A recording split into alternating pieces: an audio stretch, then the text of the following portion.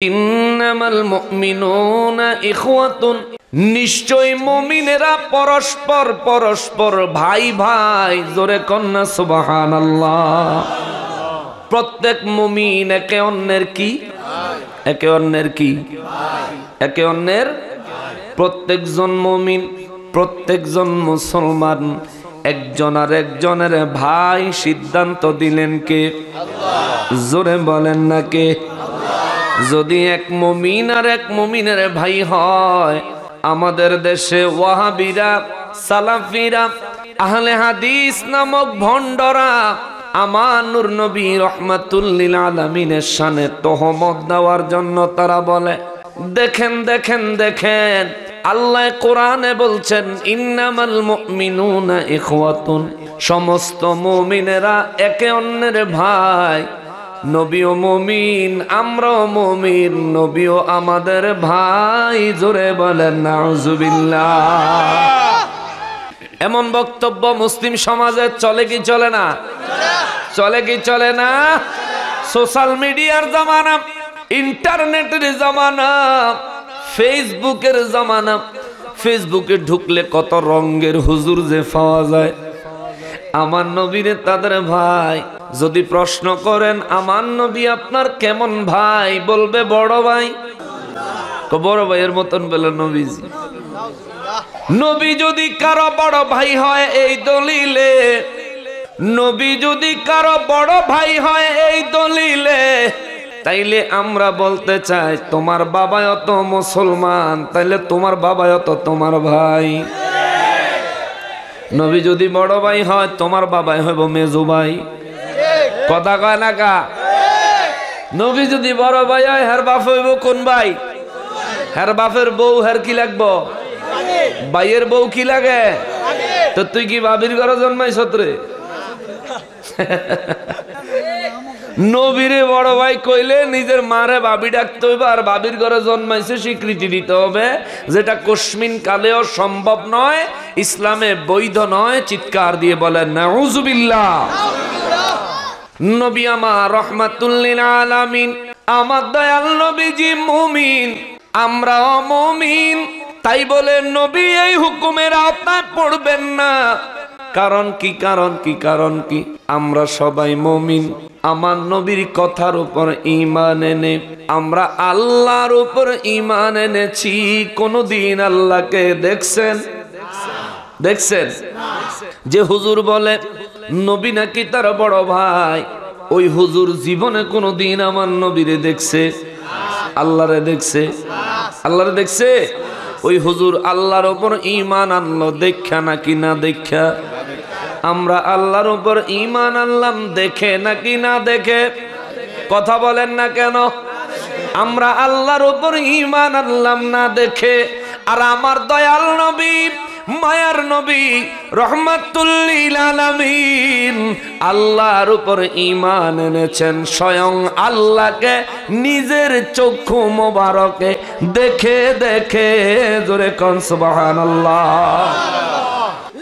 এই জন্য কুরআনুল কারীমে বিভিন্ন জায়গায় আমার রব্বুল ইজ্জত আমার নূর নবী রহমাতুল লিল আলামিনের উদ্দেশ্যে আল্লাহ যখন বয়ান করেন, আমার নবীকে আল্লাহ বলেন হুজুর স্মরণ করেন ওই দিনের কথা, মনে করেন ওই দিনের কথা।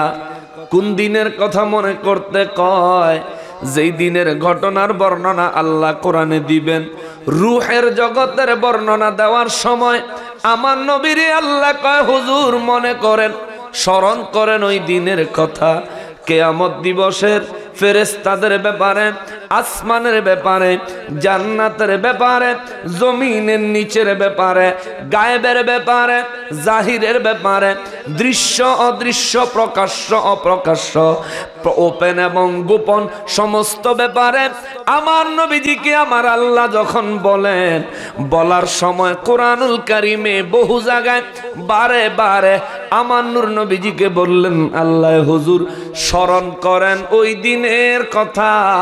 গুরুত্বপূর্ণ একটা আয়াত হলো নবী গো স্মরণ করেন ওই দিনের কথা, যেই দিন আমি আল্লাহ সমস্ত রূহদেরকে একত্রিত করে জিজ্ঞেস করেছিলাম আলাস্তু বিরব্বিকুম, আমি কি তোমাদের প্রভু নই? সমস্ত রূহগুলো চুপ করেছিল, একমাত্র আপনি নবী সর্বপ্রথম বলেছিলেন কলু বালা, হ্যাঁ হ্যাঁ আপনি আমাদের প্রভু। জোরে বলেন সুবহানাল্লাহ। সমস্ত রূহগুলি চুপ করে আছেন, সমস্ত নবীরাও চুপ করে আছেন। সমস্ত নবী, রাসূল, পীর, আউলিয়া, গাউস, কুতুব সব সাইলেন্ট, সব চুপ করে আছেন। আমার নবী রহমাতুল লিল আলামিন কেবল বললেন কলু বালা, হ্যাঁ আপনি আমাদের প্রভু। নবীর জবান মোবারকে শোনার পরে সাথে সাথে সমস্ত নবীদের রূহগুনি বলে উঠল, সিরিয়ালে আউলিয়া কেরামদের, গাউস কুতুবদের, তারপরে আস্তে আস্তে আমরা গুনাহগারেরাও সেদিন আমার রব্বুল ইজ্জতকে, তিনি আমাদের প্রভু, আমাদের রব, রূহের জগতে আমরা স্বীকৃতি দিছিলাম, তবে নবীর আগে কেউ স্বীকৃতি দিতে পারে নাই। আমার নবীজি সবার আগে স্বীকৃতি দিয়েছেন। আল্লাহ সবাইরে জিজ্ঞেস করলো, ও রুহুরা রে, ও নবীরা, ও পীর আউলিয়া গাউস কুতুবেরা, ও আমার ওলিরা, আপনারা বলেন, আপনারা আমি জিজ্ঞেস করার সঙ্গে সঙ্গে কেন জবাব দিতে পারলেন না? আমি আপনাদের প্রভু, অন্তরের বিশ্বাস থেকে কেন বলতে পারলেন না? সবাই মিলে সমস্বরে জবাব দিয়েছিল, ও আমার মালিক, আপনি যে আমাদেরকে বানাইছেন আমরা তো দেখি নাই। আপনি যখন আমাদেরকে বানাইছেন, অস্তিত্বহীন থেকে যখন আমাদেরকে আপনি অস্তিত্ব দিচ্ছিলেন, তখন আমাদেরকে আপনি বানাইছেন, এই কথার একমাত্র সাক্ষী হলেন রহমাতাল লিল আলামিন। সুবহানাল্লাহ। নবী দেখেছেন আপনি আমাদেরকে বানাইছেন, আমরা তো দেখি নাই, যার কারণে আমরা বলতে পারি নাই। ও আল্লাহ, ওই দয়াল নবী যখন বলেছেন হ্যাঁ আপনি আমাদের প্রভু, সঙ্গে সঙ্গে আমাদের দ্বিধা দ্বন্দ্ব দূর হয়ে গেল, চিন্তা দূর হইয়া গেল। কেননা আমরা সবাই জানি সমস্ত সৃষ্টির আগে আপনি দয়াল নবী রহমাতুল লিল আলামিনকে বানিয়েছেন। নবী দেখেছেন, যার কারণে নবী বললেন কলু বালা, হ্যাঁ হ্যাঁ হ্যাঁ আপনি আমাদের প্রভু। আমরা সবাই পরে বললাম, মুসলমানেরই, ও মুসলমান, আমার আল্লাহ কয় ইন্নামাল মুমিনুনা ইখওয়াতুন, সমস্ত মুমিনেরা ভাই ভাই। এই হুকুম নবীর জন্য না, এটা উম্মতের জন্য, এটা উম্মতের জন্য, এটা উম্মতের জন্য।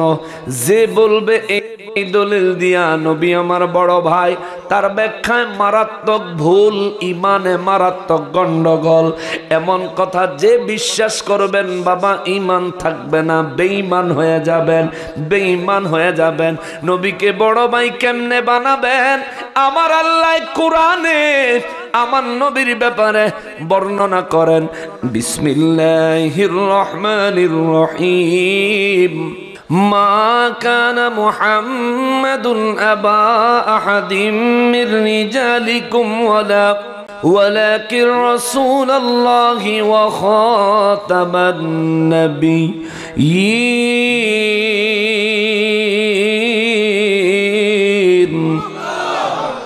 আল্লাহ কোরআনুল কারীমে বলেন, মা কানা মুহাম্মাদুন, মুহাম্মদ সাল্লাল্লাহু আলাইহি ওয়াসাল্লাম, আবা আহাদিম মির রিজালিকুম, জগতের কোন পুরুষের বাপ নয়। আল্লাহু আকবার।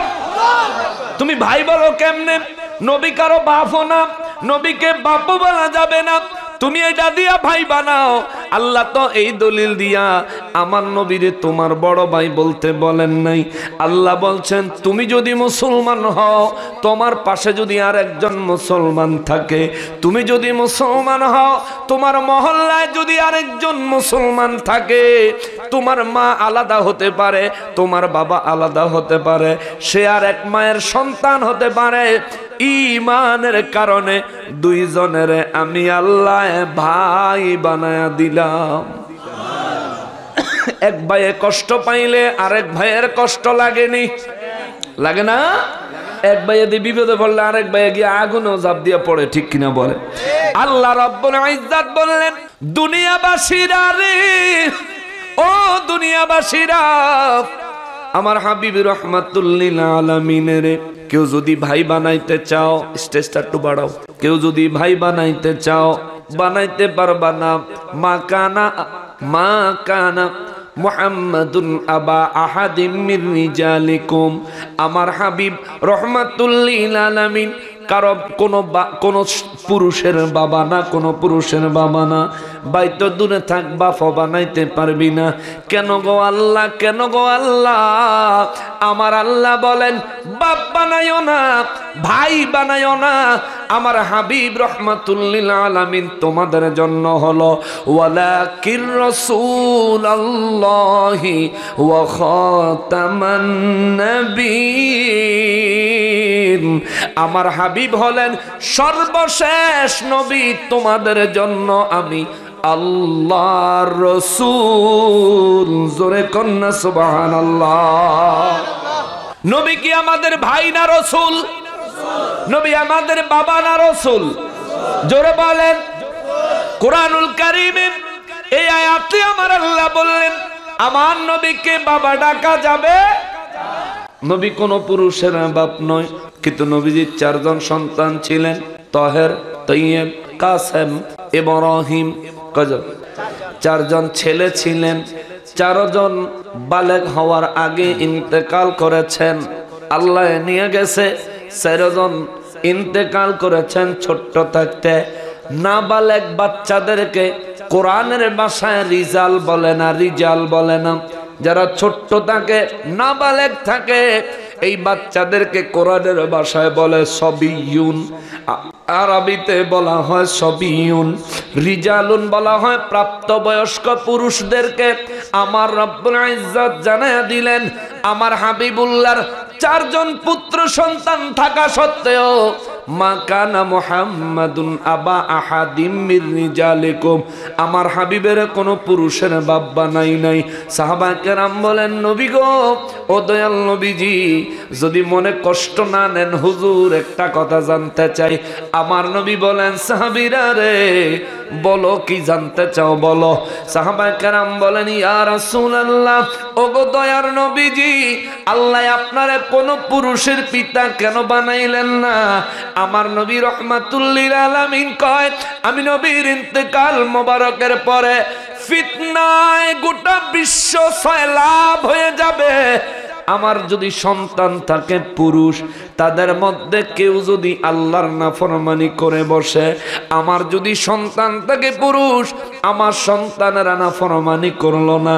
কিন্তু দুনিয়ায় খ্রিস্টানদের মতো, খ্রিস্টানেরা ঈসা নবীর যেমনি ভাবে আল্লাহর পুত্র বানাইছে, আমার সন্তানদেরকেও যদি আখিরি নবীর পুত্র, তাদেরকেও নবী বানাইয়া আমি নবীজির নবুয়ত মোবারকের উপরে কোন ধরনের প্রশ্ন তোলে, যার কারণে আমার আল্লাহ আমার সন্তান 4 জন পুত্র সন্তান দিছেন, তাদেরকে নাবালেগ থাকতে আল্লাহ নিয়ে গেছেন।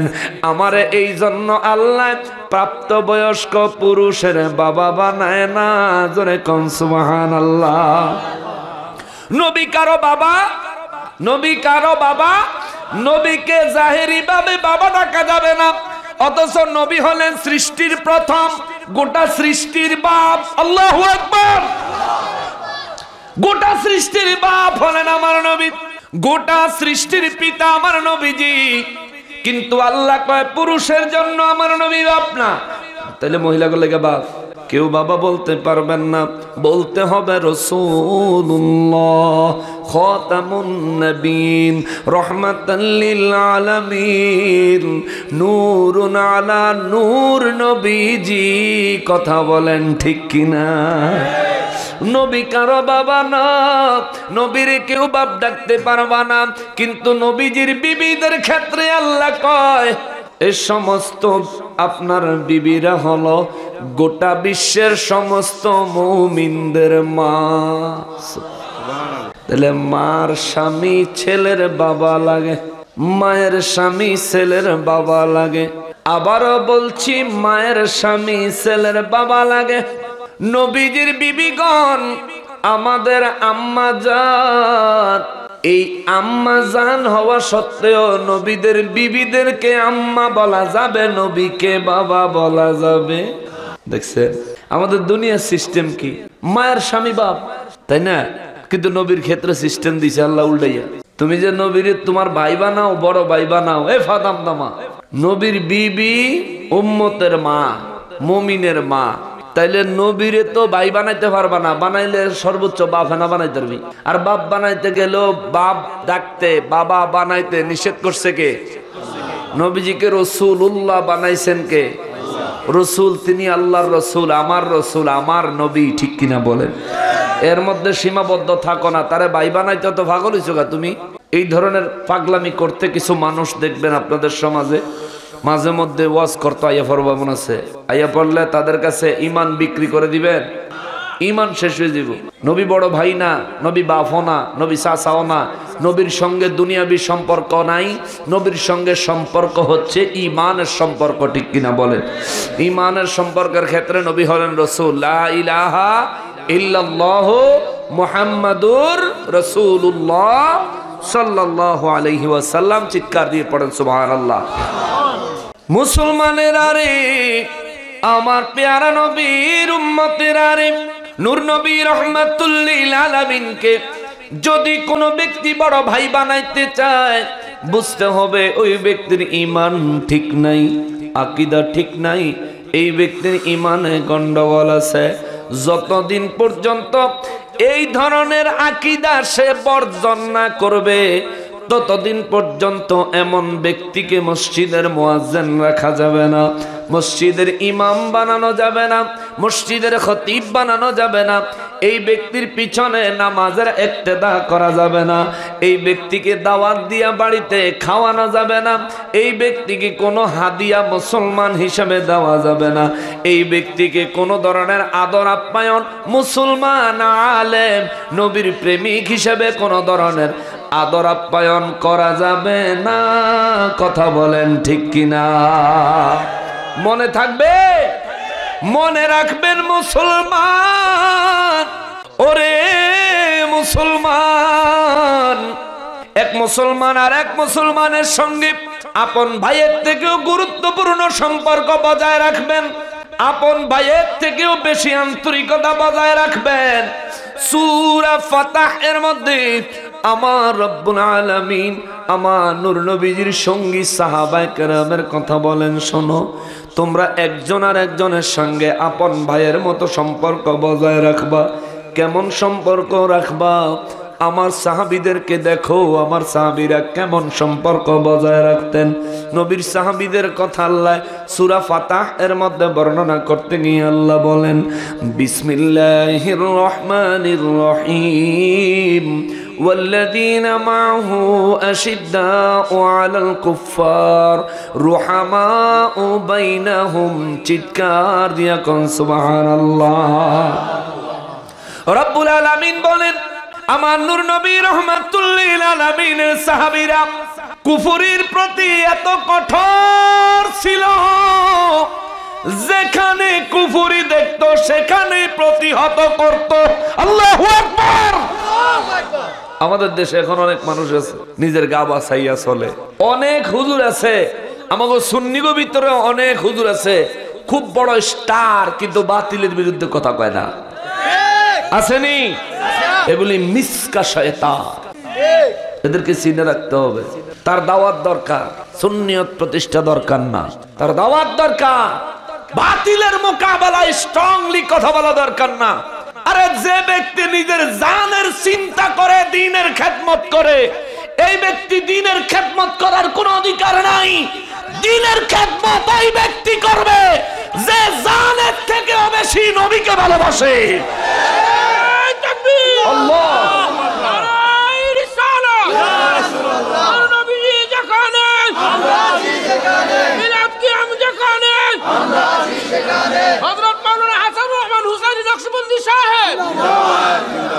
কষ্ট পাইছেন? একজন সুন্নি আলেম কোথাও বিপদে পড়লে সমস্ত সুন্নি আলেমরা একসঙ্গে কথা বলবে, এটা আল্লাহর বিধান অনুযায়ী ফরজ। এই তোমরা এতবার উঠতেছো নামতেছো কেন? ও আগে যে কই নাই এর লিগে না। স্টেজে উডন আর নামন একেবারে বন্ধ, চা খাওয়ান পান খাওয়ান বন্ধ, বিড়ি তো কেউ খাইতে নই না। সামনে যারা আছেন মাঝখান থেকে উঠা নামা বন্ধ। যদি কেউ স্টেজে আর কেউ উঠলে এখন উঠতে যাওয়া, আর যদি কেউ নামেন তাহলে এখনই নেমে যান। আমার বয়ানের মাঝখানে লড়তে ছড়তে পারবে না। আমি দলিল দিয়া কোরআন হাদিস থেকে কথা বলবো। যদি মনে করেন এই জায়গার মধ্যে সব মানুষই সুন্নি, আপনার কথা আমি মানি না। এখানে এমনও মানুষ আছে যে তারা সুন্নিয়তের আকীদা কি, সুন্নি আলেমরা কি বক্তব্য দেয় এটা শুনতে আসছে, জানতে আসছে, সুন্নিয়ত বুঝতে আসছে, ঠিক কিনা বলেন? অতএব তাদেরকে শান্ত মাথা ঠান্ডাভাবে দলিল সহকারে বুঝতে দিতে হবে, জ্ঞান নীতি দিতে হবে। আমরা স্টেজে যদি কোনো ধরনের মুভমেন্ট করি, নড়াচড়া করি, সবার মনোযোগ নষ্ট হয়ে যাবে। আর ইবলিশ শয়তানে এমন সময় লাড়া দিব যে সময় গুরুত্বপূর্ণ কথাটা আইব, ঠিক না? এই জন্য স্টেজ আর কেউ নড়বেন না, চড়বেন না। আপনারা আগামী যে কতক্ষণ ওয়াজ করবো সবাই রোবট, লড়াচড়া নেই। আপনাদের মধ্যে কেউ আছেন মাঝখান থেকে উঠবেন টুটবেন? আচ্ছা যাক, না থাকলে আলহামদুলিল্লাহ। যদি থাকেন তাহলে ওখানে 1 মিনিট টাইম উঠেন। আর যদি কদ্দুর পরে উঠতে যাওয়াবেন এরকম চিন্তা থাকে তাহলে ওখানে উঠতে সাইডে গিয়ে বল যে সব মন সাজায়েন গা, মাঝখান দিয়ে হঠাৎ বুলুক দিয়ে উঠতেন না। খেয়াল করেন যে কথাটা বলছিলাম, আমাদের সুন্নি আলেমদের মধ্যে বহুত আলেম আছে গা বাছাইয়া চলে, কারো বিরুদ্ধে কথা কয় না, নিজে নিজের মতন করে আস্তে আস্তে নিজের জনপ্রিয়তা নিয়ে এগিয়ে যাচ্ছে। যে ব্যক্তি মোমেন, মানুষের সন্তুষ্টির থেকে তার জন্য আল্লাহর সন্তুষ্টি বড়। যে ব্যক্তি মোমেন, নিজের জানের থেকে নবীর ইজ্জতের মূল্য তার কাছে বড়।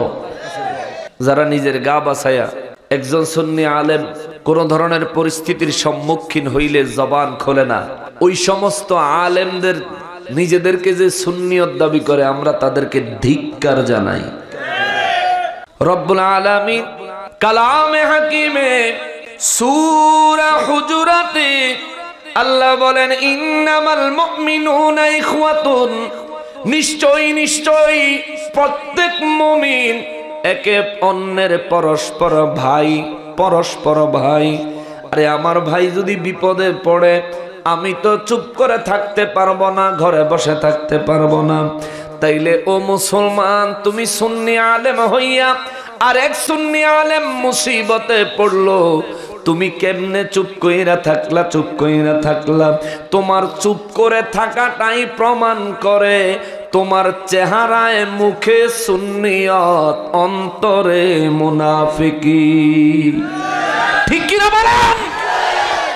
এদের কারণে সুন্নিয়তের তো দুরবস্থা। আজকে একটা বাতিলদের বিরুদ্ধে আমরা যখন কথা বলি, দাড়ি নাই, মাথার টুপি নাই, টাইট প্যান্ট পিন্দুন না, এই সমস্ত পোলাপাইন ফেসবুকে ভিডিও বানায়, এই করে সেই করে, আলতু ফালতু কথাবার্তা সুন্নি আলেমদেরকে টার্গেট করে করে বলে। আমাদের আলেমরাও তাদের জবাব দেয় না। আর আপনারা যারা আছেন সাধারণ মানুষ, পোলাপাইন 24 ঘন্টা টিকটক বানায়, কিন্তু ওই সোরাগো একটা জবাব দেয় না, ঠিক কিনা বলেন? ওরা যেরকম টুপি ছাড়া দাড়ি ছাড়া সুন্নি আলেমদেরকে কটাক্ষ করে, তোমরাও তো পারো নিজেদের জায়গা থেকে। ফেসবুক তো সবার হাতে, নিজের জায়গা থেকে জবাব দাও না, নিজের জায়গা থেকে প্রতিবাদ করো না। আরে তুমি একজন একবার করলে তোমার দেখা দেখি আরো 10 জন আগে আসবে। একটা বিষয়ে 10 জন যদি আঙ্গুল তোলে, বাতিলের আঙ্গুল এমনিতেই ভেঙে গুটিয়ে যাবে। কিন্তু আমরার কাছে সব ব্যবস্থা আছে, আমরা প্রয়োগ করি না, ওরা প্রয়োগ করে। ওরা প্রয়োগ করে আমাদের উপর আক্রমণ করতে চায়। কালকে গেছিলাম কচুয়া এনায়েতপুর মাহফিলে, চাঁদপুর হলো আমার জন্মস্থান। হেয়ানবাও করছে আমার উপরে হামলা করতো। আমার বাড়ি চাঁদপুরে, কচুয়ার পাশের দানা হাজীগঞ্জে। সেখানে আইসে কচুয়াতে আমার উপরে হামলা করতো। আল্লাহরে কি বিচার পাইছি মামুর ভূতে করে। আহারে শেষা, কাতি মাসে কুত্তা পাগল হইলো সেরকম ফিটে না। তো এখন তারা যে ফিটছে এটা তো কইতাছে, আমার কিন্তু ভিতরে দুঃখ লাগতেছে। এই ফোলা ফান্ডি তোরা কি লিগে এই রাত্রেবেলা আওয়ার সময় রাস্তাত হুজুরের গাড়িতে এই এত বড় ইট মারছে? ইট যে মারলি তুই কি লিগে মারলি? তোর সমস্যা কি? তুই আমার তোর হুজুর আমারে বলতে পারে না, তোর হুজুর ঠকবো, লজ্জার সম্মুখীন হইব। তোর তো লজ্জা নাই, তুই তো ছোট মানুষ, পড়াশোনা করো, ছাত্র মানুষ, কিংবা তুমি অত পরিচিত আলেম না। তুমি আমার কাছে আসো, তুমি যদি আমার থেকে ভালো বুঝো আমারে বুঝাও। আর আমি যদি তোমার প্রত্যেকটা প্রশ্নের উপযুক্ত কোরআন সুন্নাহ ভিত্তিক জবাব দিতে পারি, তুমি জবাব নাও, শুধরে যাও। যার কথায় তুমি রাস্তায় আলেমের গাড়িতে আঘাত করেছো, তুমি যদি মুসলমান হও, কখনো এটা কোনো মুসলমানের চরিত্র হতে পারে না, ঠিক কিনা বলেন? তো এখন কি হইলো? মারতে খারইছো রাস্তা, এখন এমন কিল খাইছে, পাবলিকের মায়ের বুঝেনি তো, মানে পাবলিকের মায়ের যারা কয় মাইরা মইরা যত কেডা কার কথা হনে পাইছি আজকে মামুর ভূতে করে সুরারা আর কি মায়ের। আল্লাহ তা করে হেদায়েত নসিব করুক, জোরে বলেন আমিন। আমার মনে হয় কচুয়ার মানুষগুলির মতো বাংলাদেশের প্রত্যেকটা থানার, প্রত্যেকটা ইউনিয়নের, প্রত্যেকটা ওয়ার্ডের মানুষের এরকম সচেতন হওয়া দরকার। যেখানে সুন্নি আলেমদের উপরে আক্রমণ করার পরিকল্পনা থাকবে, সেখানেই তাদেরকে প্রতিহত করার কঠোর ব্যবস্থা নেওয়া উচিত, ঠিক কিনা বলেন? এদেরকে ভালো মতো সাইজ দিয়া বাইন্দা গাছের লোক আটকে রাখবেন সারা রাত, সকালবেলা 10টা বাজে থানায় খবর দিয়ে পুলিশে দিয়ে দিবে। রাত ধরে শীত খাইলে এরপরে গিয়া থানার জেলখানাত কিছুদিন থাকলে এমনি আহল হয়ে যাবো। এগুলি কোনোদিন হেদায়েতে আসার সম্ভাবনা খুবই খুবই খুবই কম। তবুও দোয়া করি আল্লাহ তাদেরকে হেদায়েত নসিব করুক, পড়ে না আমিন। কালকা কিলকনি খাইয়া যদ্দুর অসুস্থ হয়েছে, আল্লাহ তা করে সেবা দান করুক, জোরে কোনা আমিন। আরো জোরে বলেন না আমিন। মুসলমানেরা রে, ও মুসলমান, আমার পিয়ারা নবীর উম্মতিরা রে, আমি যদি গা বাছাইয়া নিজের জানের চিন্তা করিয়া, নিজের জনপ্রিয়তার চিন্তা করে কারো বিরুদ্ধে বললাম না, হক কথাগুলি চাপায়া মিষ্টি মিষ্টি কথা কয়া চইলা গেলাম, ও বাবা আমার একটু বলেন তো, আমি কি কিয়ামত পর্যন্ত বাঁচমু? 1 সেকেন্ডের গ্যারান্টি আসেনি? আছে? আছে? তাহলে কিসের আশায়, কিসের নেশায়, কোন কারণে সত্য গোপন করব? আমার মৃত্যু যদি অপঘাতে থাকে, আমি আমার ভাগ্যের লিখন পাল্টাইতে পারবো না।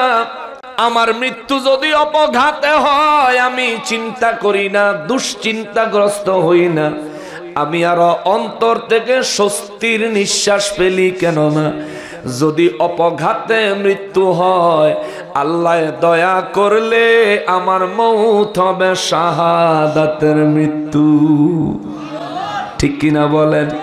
শাহাদাতের মৃত্যু শহীদের মর্যাদা। আল্লাহ বলেন, শহীদরা কবরে আসলে তাদেরকে দুনিয়ার কেউ মৃত বলতে পারবা না, তারা মরে গেছে এই কথা অন্তরে ধারণাও করতে পারবা না, বরং প্রত্যেক শহীদ তাদের কবরে, তাদের মাজারে জিন্দা, ইনদা রাব্বিহিম ইউরযাকুন। আমি আল্লাহর পক্ষ থেকে প্রত্যেক শহীদ তাদের মাজারে রিজিক প্রাপ্ত হয়, জোরে কোন সুবহানাল্লাহ। তাহলে শহীদ হইলে কি চিন্তা আছে? চিন্তা আছে। নুরুল ইসলাম ফারুকী, শহীদ মিল্লাত নুরুল ইসলাম ফারুকী রহমাতুল্লাহ আলাইহি শাহাদাত বরণ করেছেন, চিরস্থায়ী শান্তির জায়গায় চলে গেছে, ঠিক না? ফিতনা নাই, মারামারি নাই, কাটাকাটি নাই, রোজগারের চিন্তা নাই, রান্নার টেনশন নাই। আল্লাহর নবী রাহমাতুল লিল আলামিন যদি দয়া করেন, আমার রব্বুল ইজ্জত যদি দয়া করেন, এই মানুষটা কবরে জান্নাতি পরিবেশে আছেন, জান্নাতি পরিবেশে। ও মুসলমান, এমন একটা জান্নাতি পরিবেশ আমরা আমাদের জন্য চাই কি চাই না? জোরে বলেন, চাই কি চাই না? তাইলে একটা দোয়া করি, সবাই আমিন বলবেন। আল্লাহ আমাদের প্রত্যেককে শাহাদাতের মৌত নসিব করেন, জোরে বলেন আমিন।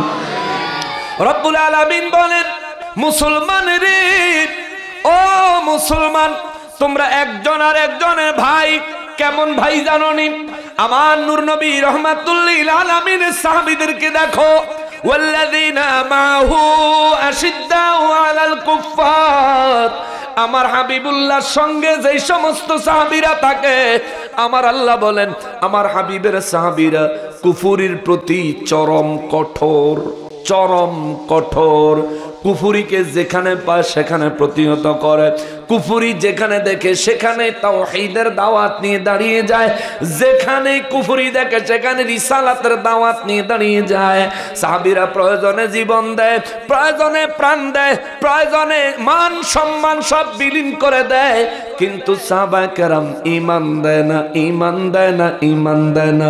আল্লাহ বলেন ওয়াল্লাযীনা, আর যারা মাহু আমার হাবিবুল্লাহর সঙ্গে থাকে, আশিদ্দাউ আলাল কুফার, কুফরির প্রতি তারা অত্যন্ত কঠোর, রুহামাউ বাইনাহুম, এক মুমিন আর এক মুমিনের জন্য, এক সাহাবী আর এক সাহাবীর জন্য তাদের ভাই ভাইয়ের সম্পর্কটা এমন, একজন আরেকজনের প্রতি দয়াবান।